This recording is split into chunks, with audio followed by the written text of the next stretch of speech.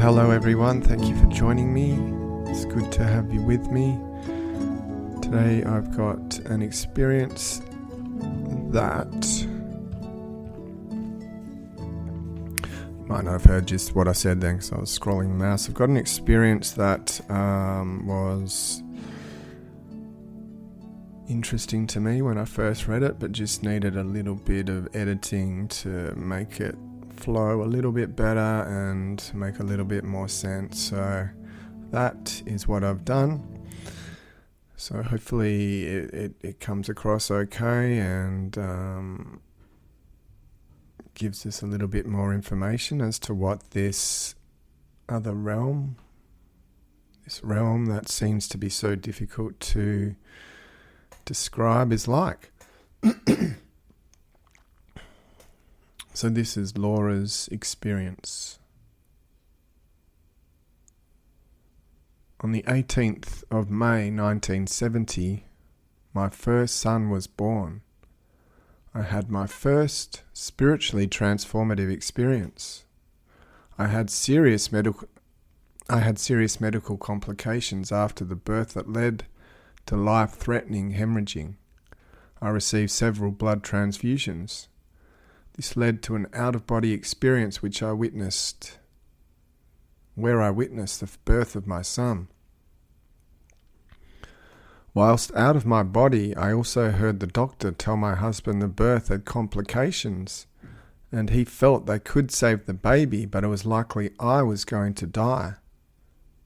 From my vantage point at the top of the ceiling in my spiritual form, I started screaming in terror. But they couldn't hear me. I was terrified. The out-of-body experience then took a darker turn.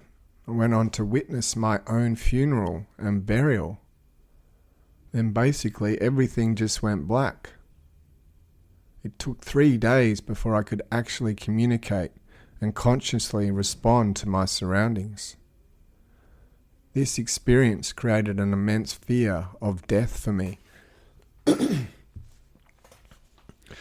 Almost 10 years later, in 1979, I had another spiritually transformative experience.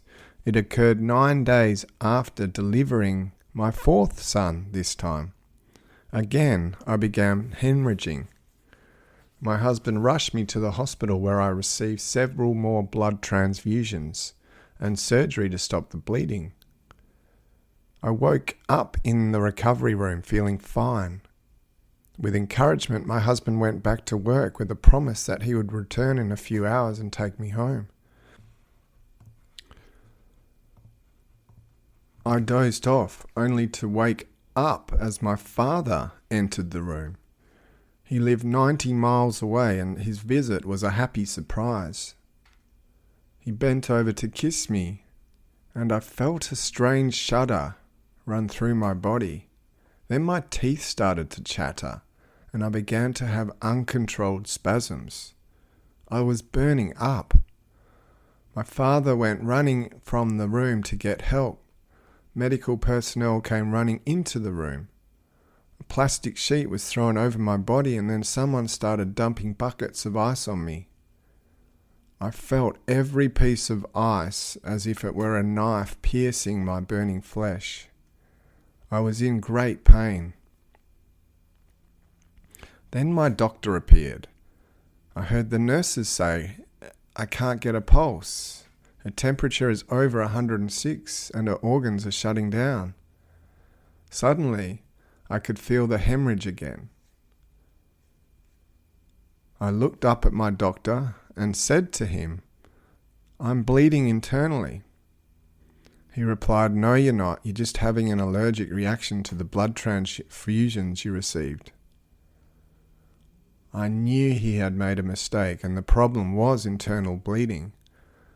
At that point, I slowly started to feel my spirit separate from my body. I was then suddenly and overwhelmingly very sad. I was sad because I was dying and I didn't get a chance to say goodbye. And then I felt it happen. I finally died. The first awareness I had was the absence of pain, and oh, what a relief that was. Then I became aware of the blackness. It was as if I was in a place of tremendous energy, a great black void, but I was not fearful. The void held me in a state of calmness and peace. I knew I had died to the world, but I was still me. I had not lost consciousness for even a second. I had just left my physical form. Then I was reconnected with God. It felt divine. I was enveloped in such great light and love it defies description. There I rested in joy, bliss, and grace. He spoke to me, telling me that it was not my time and that I needed to return to my body to complete my life's mission. I did not respond to his remark, but instead asked him a question. I wanted to know how he was communicating with me. He spoke to me without words, without a voice, and yet I had clearly heard and understood every spoken word. It didn't make sense. He responded by explaining to me that I was in a different dimension, one in which communication was purely exchanged through the language of love. Here, everyone spoke heart to heart and soul to soul, so that there could never be a misunderstanding. When I had been on earth and used the spoken word there, it had often caused great confusion. There were language barriers, hearing difficulties, and poor listening skills, which all made communication difficult. In this place, communication was done without mistakes. God then reminded me that it was not my time. I needed to return to my body and resume my earth life. However, I was not happy with this arrangement. I wanted to stay. I remembered we all have free will, so I told God I was choosing to use my free will. I relayed to God that I didn't want to return. I wanted to stay in this dimension with Him. He laughed with great joy at my stubbornness, saying, "Yes, Laura, I expect you to argue for your own case. The decision will of course be yours. But first, let me show you some things." This really took me by surprise. I was not expecting God to know who I was. I was suddenly struck with wonderment and awe. He knew me better than I knew myself. Everything about me was known. I was part of His creation, and in me was the spark of God. It could not be otherwise. He was all-knowing, He was all love, and I was a part of it all. God then showed me the pros and cons of staying in this dimension with Him. Before me there suddenly appeared a pristine, beautiful, white, glistening beach. I saw my 3 oldest sons sitting together on that beach. Individually, I saw many parts of their future lives. I saw their struggles and their hardships. I saw how my own death would add to their own hardships, sadness, loneliness, and anger would often surround them. Then I saw the contrast. I, as their mother, could stay on earth and help raise them and be a huge part of their lives. If I chose to do this, their paths would become much more lightened because of my love for them. Even after seeing all this, though, I was still not convinced. I could not bear the thought of being apart from God and His love. So I pointed out the beach to him and said, "There's so many grains of sand, and if one of those grains of sand represents my life, surely if that grain of sand's removed, It's not going to affect the whole of creation. No one would miss me, surely. Besides, my children had a father, a wonderful, loving father to care for them and teach them, care for them and love them. Suddenly it dawned on me that I had only witnessed the lives of 3 of my sons. "Where's my baby?" I asked. "Why is he separate from his brothers?" "He is younger. He will be raised differently," I was told. "That cannot be," I said. "His father would not let that happen. His father will be with him for a long time. His father will," and then the reply came, "his father will not be with him long. He will not have the influence on him as he does on your other children." At that point, I witnessed a future event in the life of my husband, an accident in which he would lose his life. I did not bring this memory back with me, but somewhere in the corner of my mind it remained. I would remember it vividly 4 years later as my husband lay dying.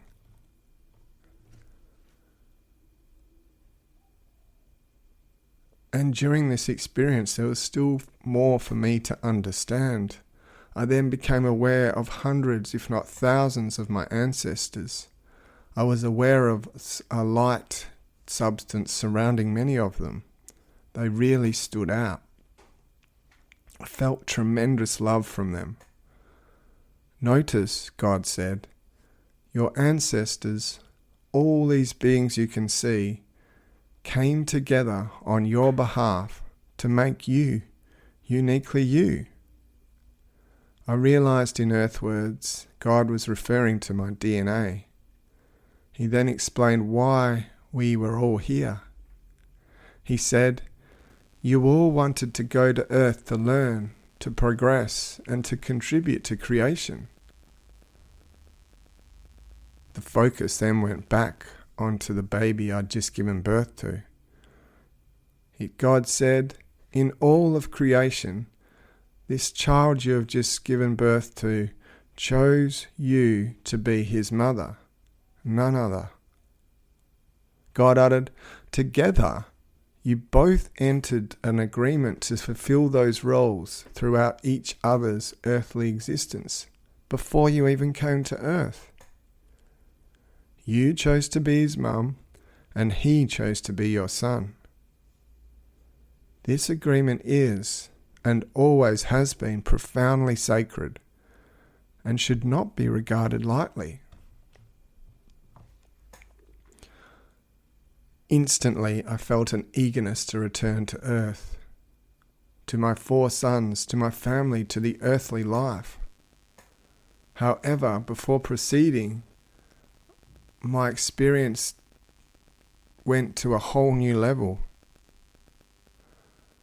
I was elevated to a heightened state of consciousness. Getting my head around this level of consciousness was confusing, and it is really difficult to describe. But on one level, when I focused on God, that was my complete and only awareness. But when I changed focus, such as looking at the beach, I was able to see even more. Whilst in this higher state of consciousness, my life flashed before me, and I had a life review. It was difficult to watch. When it was over, my head hung in shame, for God was watching with me. I was not happy with many of my actions. Then in awe I turned and asked God, "How can you still love me so completely after witnessing all those sins?" God replied, "You are a child of mine, and I am love. So I see you purely as love." There was no judgment, only unconditional love coming from him. To grasp this concept fully, I had to forgive myself and acknowledge my connection to divine love. It's very difficult to explain. I do not remember specific details of my life review, just the fact that I had one, and also the love and compassion I felt from God. After the review, my surroundings were brought into focus, and I became aware of a flower, a magnificent flower. It was like a perfect daisy glowing in a brilliant orange colour. It was alive and it loved me. In amazement, I turned again to God in wonderment and awe, exclaiming, "This flower loves me, I can feel it." God said, "Everything was made in love for you." Then I felt extreme oneness and connectedness with all that is. I saw and felt all. It was me and I was it. The whole environment then became alive and loving, stunning colours of light. I became fixed on some water in a nearby stream. Each drop was animated and affectionate. This part of the experience really blew my mind. Words do not do it justice. After experiencing what I sensed was time to return, I suddenly had one question pop into my mind. I said to God, "Why me? What made me so special that I was allowed to have this happen to me?" "Well, there's nothing really special about you," God said. "Love falls on everyone equally. Everyone is special. This was just something you needed to experience to accomplish your chosen life mission." I was almost ready to return, but first I needed to secure a promise that I could soon return to God. Again, I felt His great delight, His tremendous love for me, and His complete knowing of me. "Of course you will come back," He said. "There really is no other option." We all return. God then reminded me of the importance of love in this realm. He said that the only thing I would get to bring back with me was the love I gave away.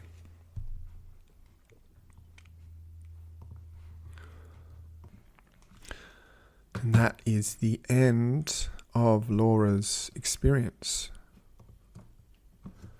So let's go through that one again. It's a lot of information in there, a lot to unpack, particularly towards the end of the experience. It jumps from, this life review to this beautiful environment, to this feeling of connectedness and oneness, and there's conversation with God threaded throughout the most of the experience as well. So rather complex and detailed experience in terms of what actually happened. And although the actual experience itself isn't very long, it touches on a lot of interesting areas. So the experience starts off with the birth of her first son, and this is her first spiritually transformative experience. So she gives birth and starts bleeding to the point where it becomes life-threatening. It's amazing how many of these experiences occur during birth, and reminds us all, I guess, how dangerous that is. This experience is happening back in 1970 though, so I guess our medical equipment and understanding and technology has got a little bit better by now, but this makes me reflect on all those women through the millennia that have wanted to start a family, and there would have been many who have died while giving birth. So, yeah, thank God we live in the day and age we do now where that risk is minimalised. But anyway, this is Laura's first spiritually transformative experience. She pops out of her body and is able to view herself giving birth from the ceiling. And she's also able to hear what the doctor's saying. And the doctor's saying, look, she's saying this to the husband, look, I can save your baby, but it looks like your wife is probably going to die here. And as you would be, Laura gets rather upset by this information and starts screaming in terror. But because she's in this spiritual form, no one can actually hear her from a physical point of view. Maybe if she had relaxed and asked for help from God or Jesus or the light or some loving being, the situation might have been different. But from there, the experience takes a really unusual turn. And there's not much detail here, it's just one sentence. She says she's watching herself give birth, she hears the doctor say the baby's going to live but the mother's going to die, and from there she goes on to witness her own funeral and burial. And then everything just goes black. And that's the end of this first spiritually transformative experience. She says the main takeaway she carries after going through all this is a tremendous fear of death, as you would be absolutely terrified if you have this. It's almost like a hellish type NDE, isn't it? Like it's everything that could go wrong does go wrong, and it's good to actually touch on one of these for a change, because they do happen. They're not all happy, lovey, pleasant, joyful experiences, and sometimes they do take these rather sinister turns. So this is a good example of that, a more terrifying type of an event to occur in this other dimension. And why this actually occurs, I don't know. Like, I've got a fair idea, well, at least I think I do, of why the good ones occur, and that's to remind us that God is love, and the universe is loving, and we are a part of this universe, and we are always, we're always have these beings that are with us at all times, and they're here to guide us, and generally what you take away from these experiences, that the universe is a good and loving place to be a part of. But when you come across little experiences like this, it makes you think, why does something like this happen? Why does someone, when they go to this next dimension, experience the opposite of what a lot of other people do? Is it to do with their state of mind? Is it like because they're so scared at what they're seeing? And in Laura's case, she's watching her baby being born and she's dying while giving birth. Is this situation enough to put so much fear into you that you can actually manipulate the journey your soul takes, in terms of it disconnecting from the love and going more towards darkness and fear and situations that aren't desirable? It's hard to say, because the only takeout she gets from this little experience is an immense fear of death. And what I've learnt from reading so many of these near-death experiences is most people, after they have them, have the opposite. They have this almost not wanting to die, but certainly no fear of what happens when you die. And this has obviously had the opposite effect on Laura. It's made her even more fearful to die because she has had a type of hellish event after her death. But anyway, that's her first little experience. So 9 years later, she says almost 10 years later, in July 1979, and this is her fourth baby, so the first experience was her first, and now while giving birth to her fourth, she begins to bleed again. So it looks like it's a similar sort of problem that occurred during the birth of her first son. And her husband rushes her to the hospital because this bleeding is occurring 9 days after she has actually given birth. So the husband rushes her off, and there at the hospital she receives some blood transfusions and some surgery to stop the bleeding. This seems to work. She wakes up in the recovery room feeling fine. Her husband's there to greet her when she wakes up. Everything seems to be going well. Husband says, look, I've got to leave you now. Everything's going fine. I'll be back later. Just got to go to work. And then her father walks in, and he lived 90 miles away, so it's a fair distance to come and trek to see her, but he does. And as he enters the room, she starts to feel something's not quite right. She's a little bit off. Her teeth start to chatter and her whole body starts to have spasms. Plus, she feels like she's got this incredibly high temperature and just feels that comfortable state she woke up in briefly before has quickly gone away, and this sickness has returned with a vengeance. So the father runs out of the room. He can see something's wrong, goes to get some help and brings back some doctors and nurses, and their first action is to throw buckets of ice on her.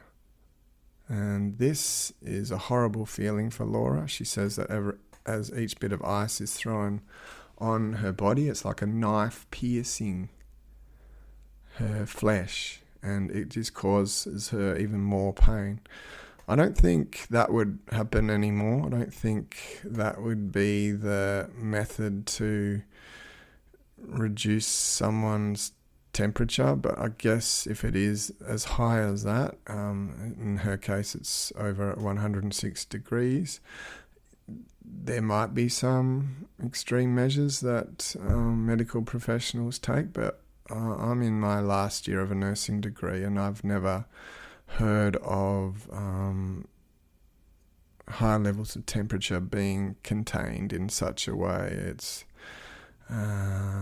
sounds like a rather extreme action to take. But anyway, this is 1979, so maybe they had some different practices back then. And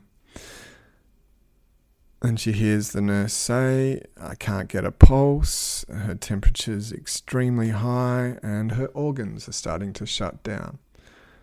As she says this, Laura says she can feel this bleeding, this internal bleeding start to regenerate, and she tells this to the doctor, and the doctor says, no, it's not that, you're having a reaction to some of the blood you've received. But Laura, because this has happened to her before, she's been in this situation when she gave birth to her first son, knows that he is wrong, and there's nothing she can do though, because she's burning up, her organs are shutting down.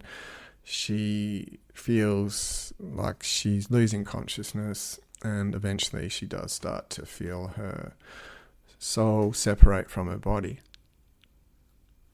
As this happens, she gets this overwhelming feeling of sadness. It's, I guess because she thinks she's dying, she hasn't been able to say goodbye to everyone.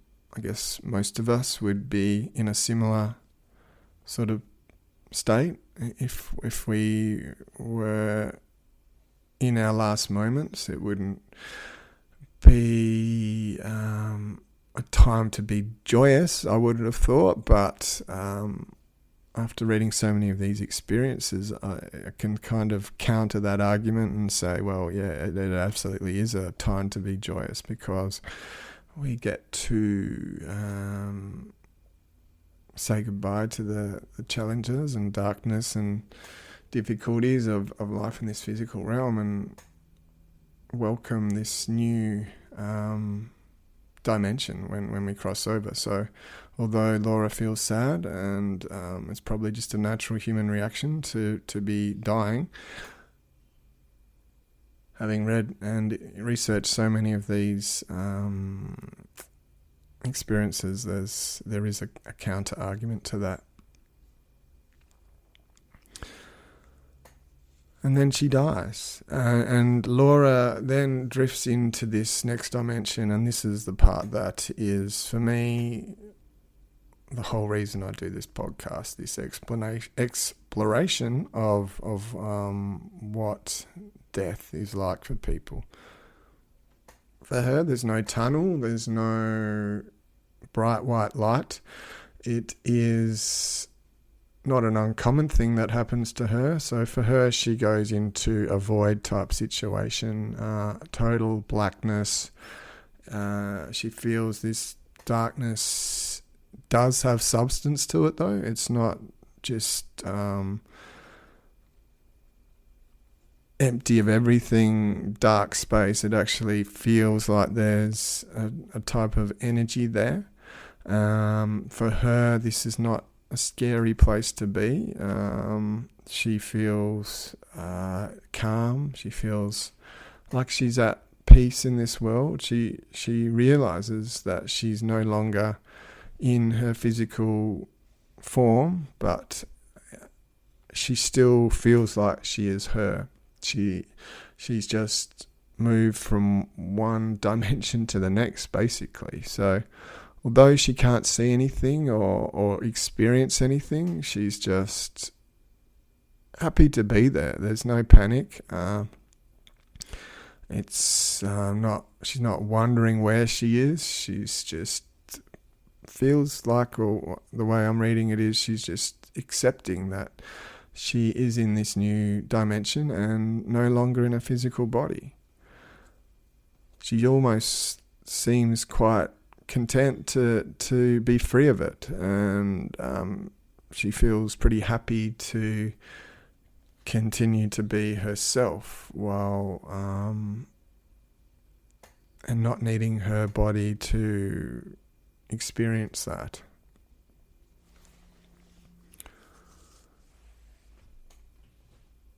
So she's in this void. She's quite content, and then suddenly this next paragraph starts with, "I reconnected with God."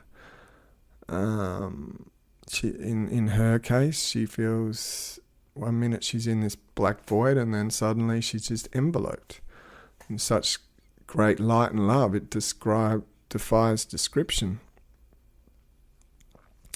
So, like most people say, the adjectives are, endless. So, in her case, it is joy, bliss, grace, and then she says she's lucky enough to begin to get a conversation.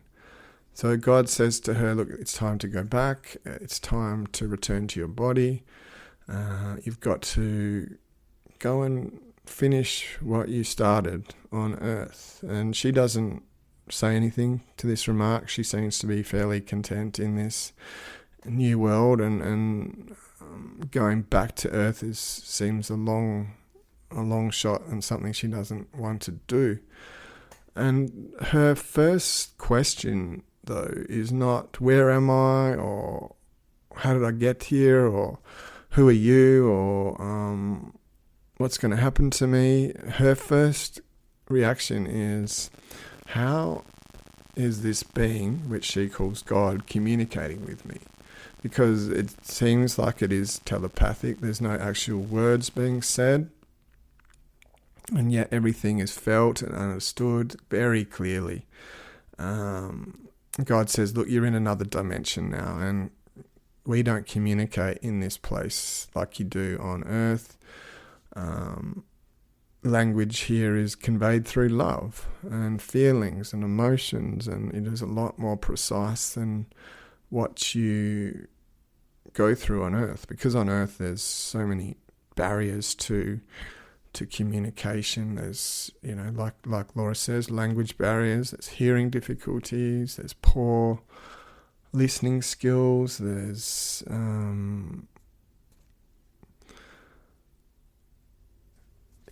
it's just hard to understand people sometimes, even people you know well. It's you just struggle to understand each other at times on earth, and this is not the case in this other dimension. Communication is crystal clear.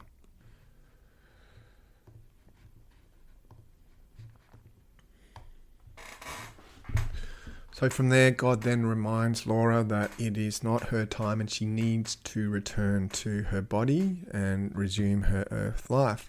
However, Laura decides this doesn't seem right.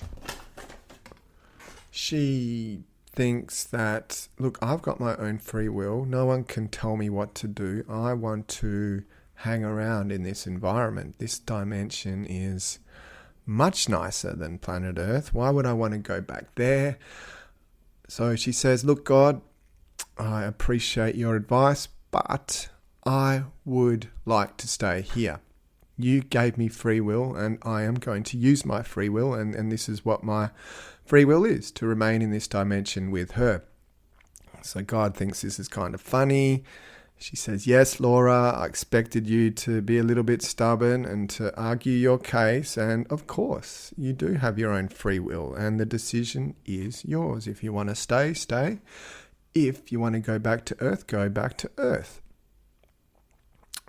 But God says this, you need to be aware of what life is going to be like on planet Earth if you go back, and what it'd be like if you just stayed in this dimension. How is that going to affect other people?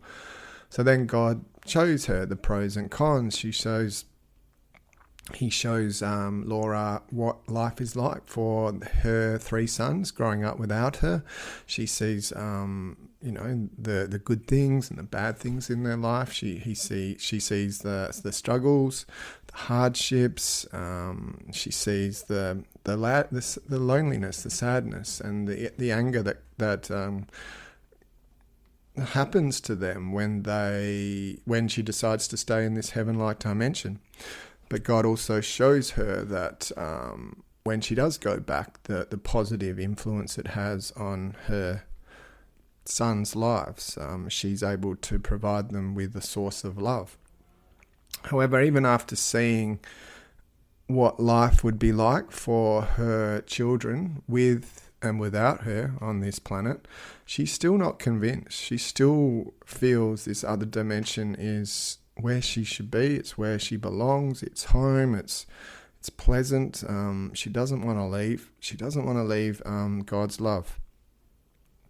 So she says, look, there's so many people down there. If I were to decide to stay here, no one's going to really miss me. Sure, my kids might have a different upbringing, but it's not going to matter all that much. And God kind of says to her, look, you're part of creation, you're important, you need to be there, you are doing something well worthwhile for yourself and for the creation of the universe. You are playing a big role, and even though it might not seem that way, this is the truth. So she still not convinced.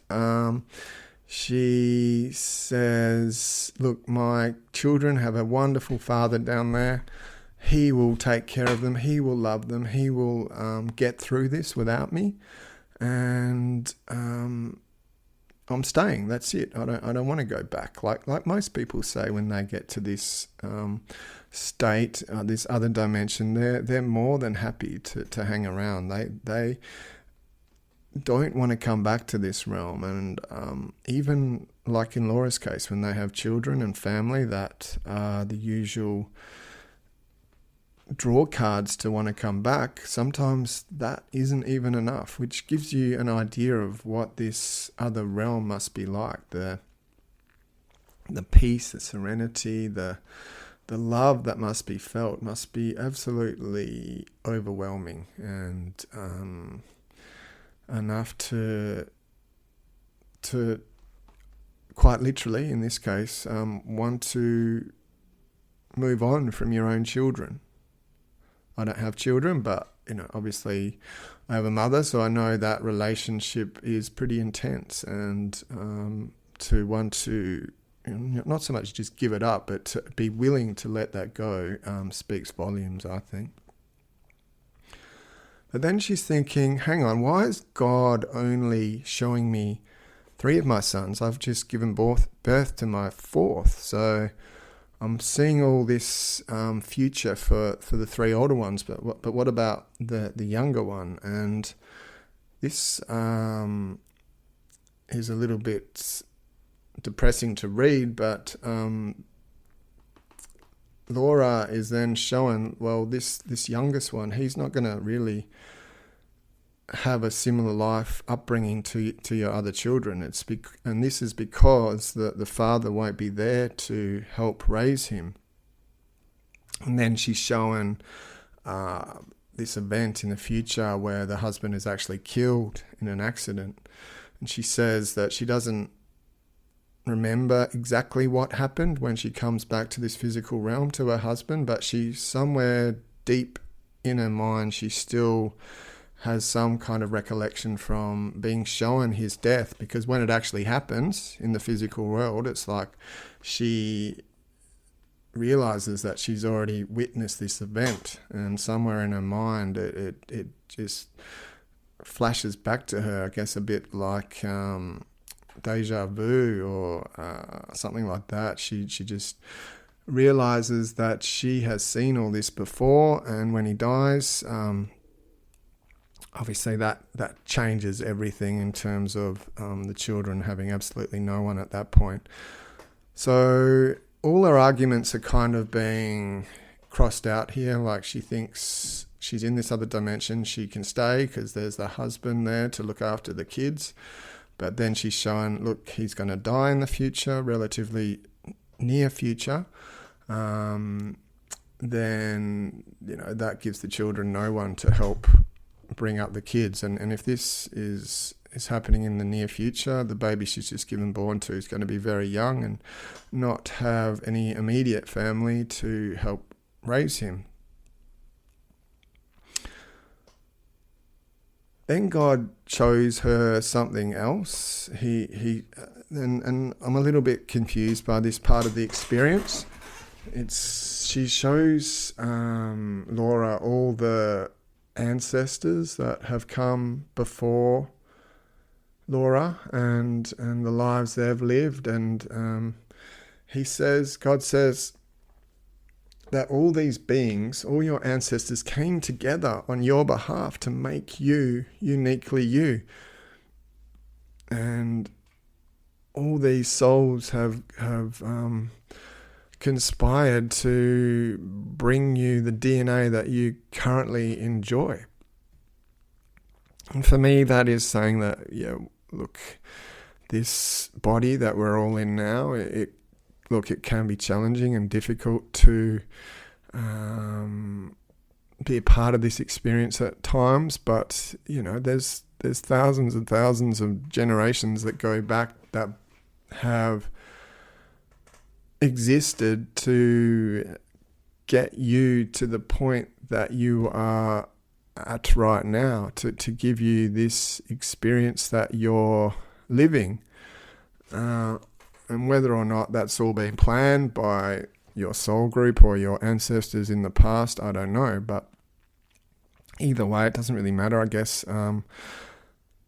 There's a lot to be grateful for is what I take out of that little bit. The opportunity you have to live this life, when you think of how much harder it's been in the past in terms of job opportunities, medical advancements, disease, wars. The opportunity that a lot of humans have these days goes well beyond what was available in the past, and there's a lot of wisdom in that, in terms of us having access to so much. It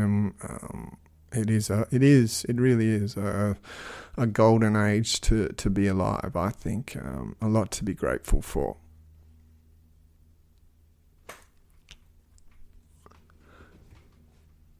And that also says to me that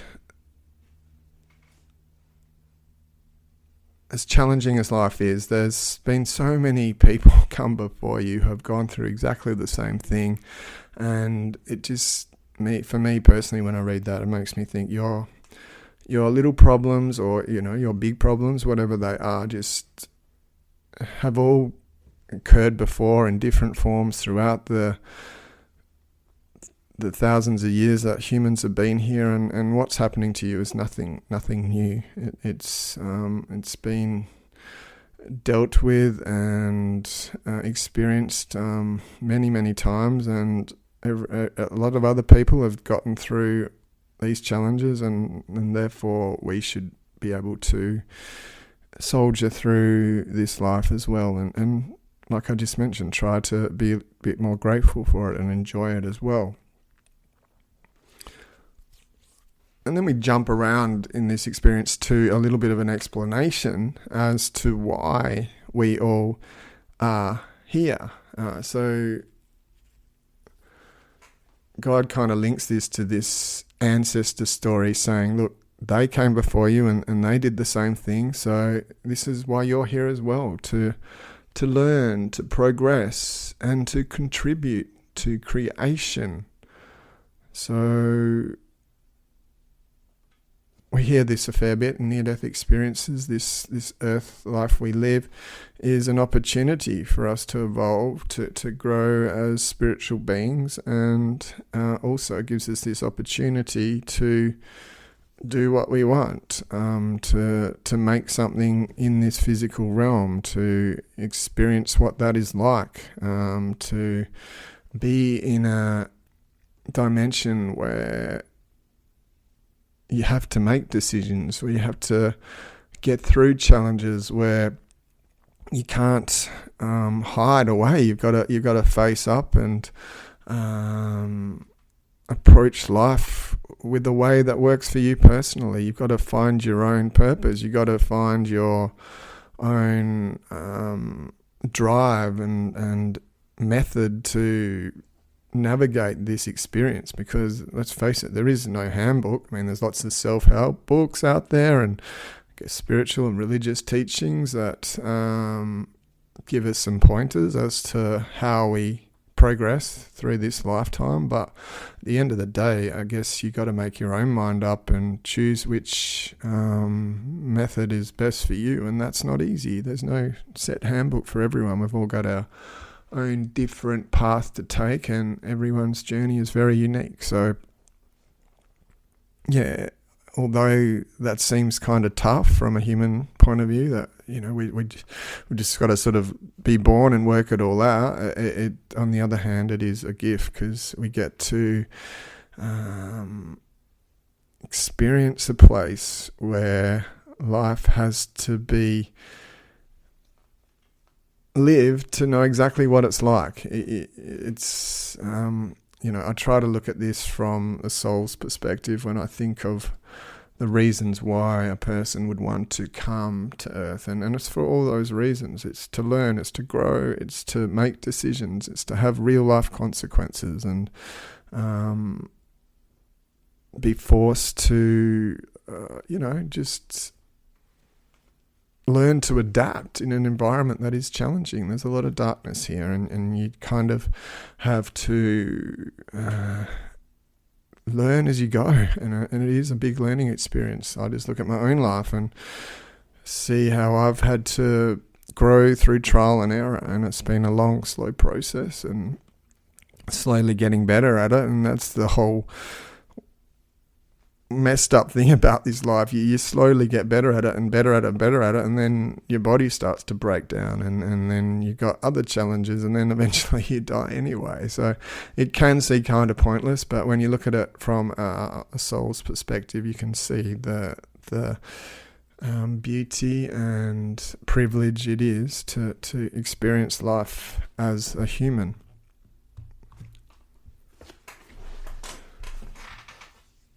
Now, God then just goes into a bit of a description as to another area we hear a little bit about in other experiences, and that is this amazing concept that we actually choose to come here. This is mind-blowing. This is a lot to get your head around, especially if you're new and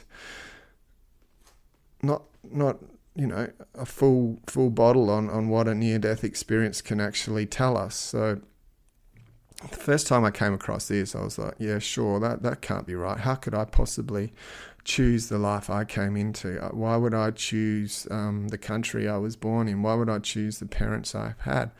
But this is what we are told again in this experience actually happens, that you choose your family, you choose your country, you choose a lot of the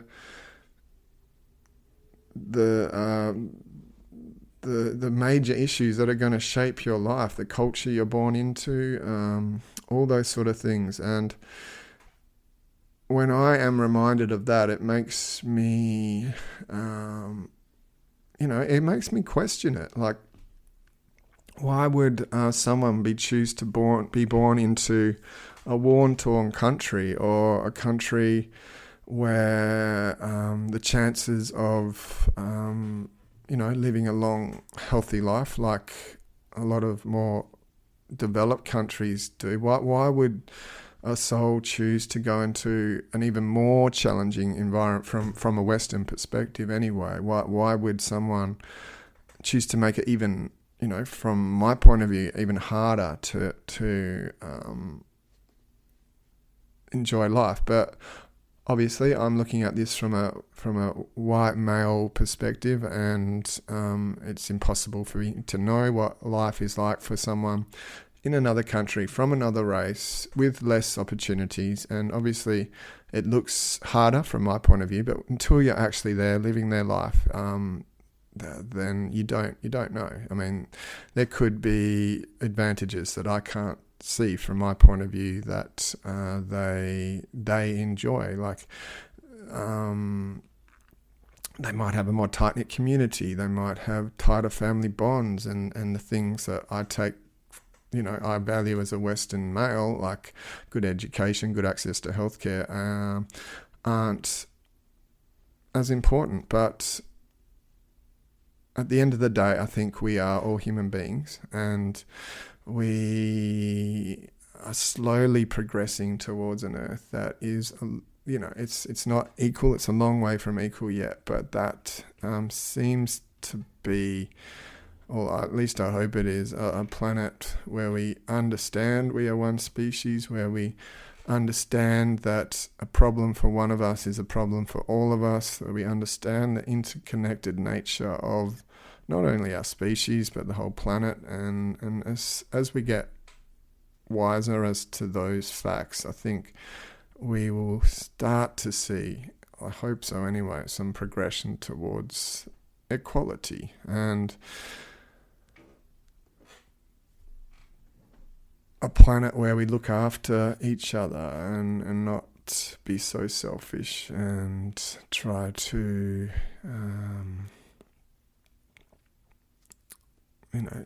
have a lot more empathy and compassion and love for one another, regardless of where you come from, or what gender you are, or how educated you are, or what political party you go for. It's It seems a long way off now because we are a divided world, it seems, but I don't know. One can only wish and pray for that to happen eventually. So she is in this realm where she's being shown all these things, like why we're here, what's going to happen to her family after her life review, if she chooses to come back or to stay. What else? She's seeing some of her ancestors as well. So there's a lot going on here. And then this experience goes to an even weirder or higher level. And she says this next part of the experience, she is elevated to this higher state of consciousness. So I don't really understand what Laura is trying to explain here, but it sounds confusing because she says on one level she can focus on God, and then that is her awareness. She has this God-like awareness. It's complete, it's whole.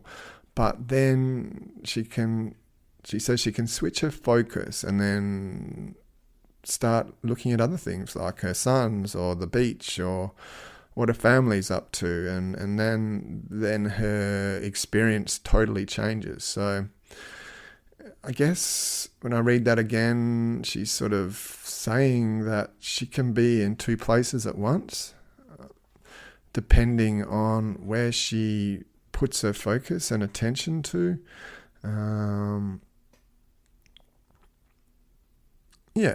Anyway, so during this life, high state of consciousness, she gets this life review and she says it's hard to watch. So for her, there's not much pleasure in her life review. It doesn't say whether she thought she was a good or bad person before this happened, just that when she's watching it, she's very embarrassed. She's got God sitting next to her and they're going through her life day by day, and there's many, many actions that are to her pretty humiliating, and to have God sitting right there next to her, she's just not in a good state. So I don't know.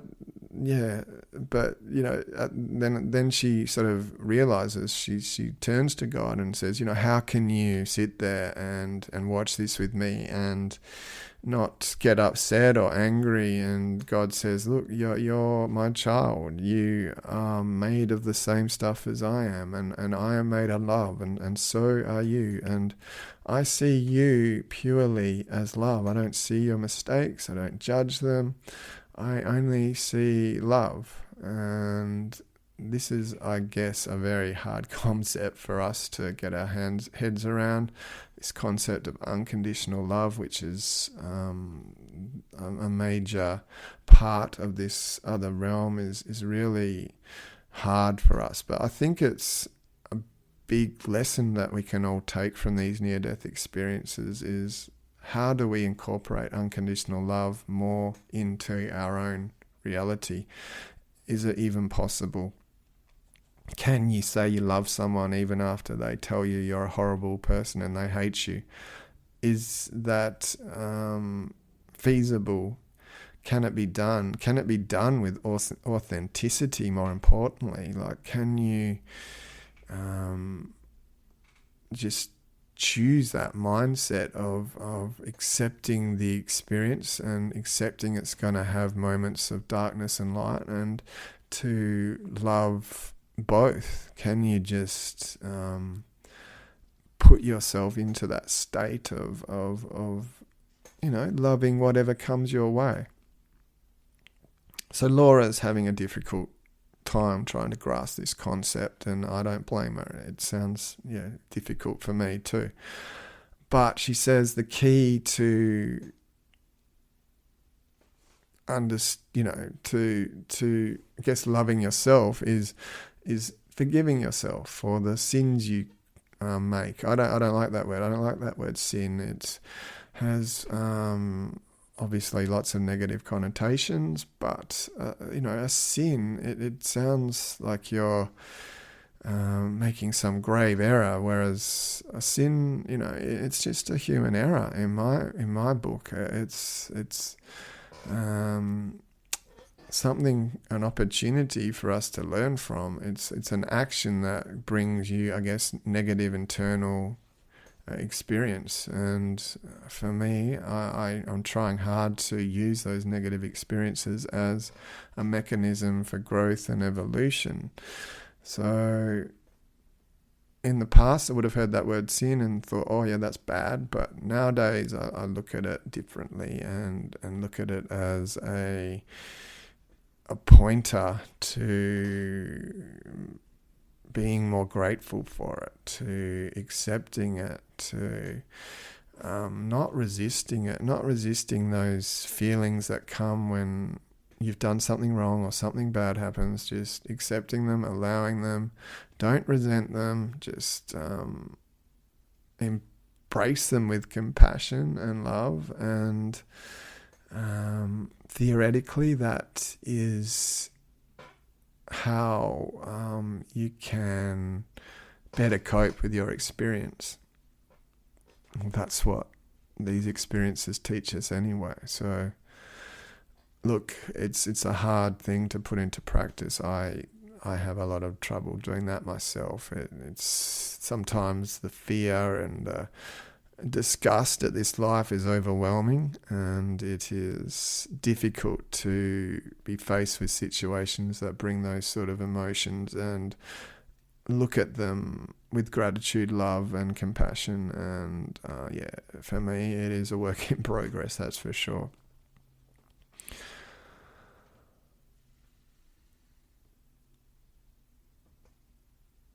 So she has this review. She's not happy, but God's trying to give her a bit of wisdom here, saying, look, you're all human, you're all making mistakes. I love you regardless of what you do on this planet, which, runs counter to a lot of religious theology, saying, if you do bad, you go to hell forever. And for me, that feels very wrong. It ingrains fear in someone.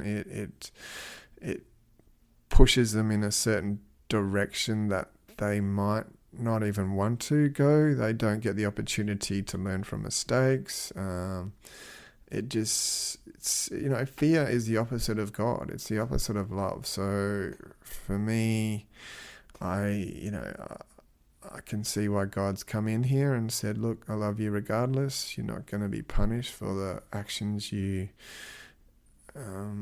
carry out on earth. But yeah, maybe that's obviously everyone's got their different philosophy on that. And I've made my fair share of mistakes, and maybe that is why I'm a little bit biased towards being a little bit more accepting and compassionate and less judgmental when people make mistakes. And I would hope that God is the same. It would be, in my mind, a very cruel God that would punish someone for eternity for making errors in a realm that is almost feels like designed to push you in directions where you're gonna stuff up. So yeah, I don't know. It's hopefully wrong, because if there is a hell that you are locked in forever, I am definitely a candidate for that. So yeah, let's just see what happens. So from this life review, she then gets to experience this this landscape or this realm, and in her case, it's a flower. It's a daisy, and it's glowing in these brilliant orange colours. And then she is able to actually experience this flower herself, and she sees that the flower actually loves her, and she can feel it. And then God says, everything was made for you in love, and then this dimension takes on another feel. Everything feels like it's connected. There's a certain oneness to it all. She can see it all, experience it all. She was it was her, and the whole environment's just alive. It's stunning colours of light. And then she focuses on this water in a nearby stream and sees the drops were actually animated and affectionate, and obviously this part of her experience is difficult to describe, but yeah, I've read many other experiences where similar sort of things happen. The whole place becomes alive. The blades of grass, the trees, the insects, everything is alive and able to communicate and able to be experienced, and this seems like something similar to that.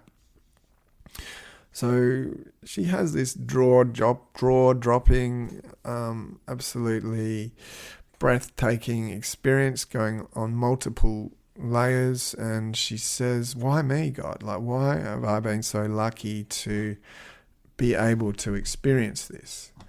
And God says, well, you're not special, you're not unique. Love falls on everyone equally, and you chose this experience prior to coming here because it's going to help you accomplish your chosen life mission.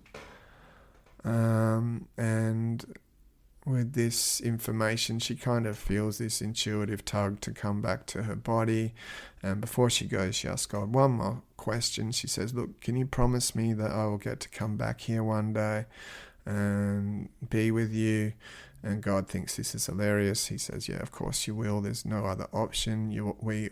Every single one of you come back. So, that's a beautiful little positive way to end there, that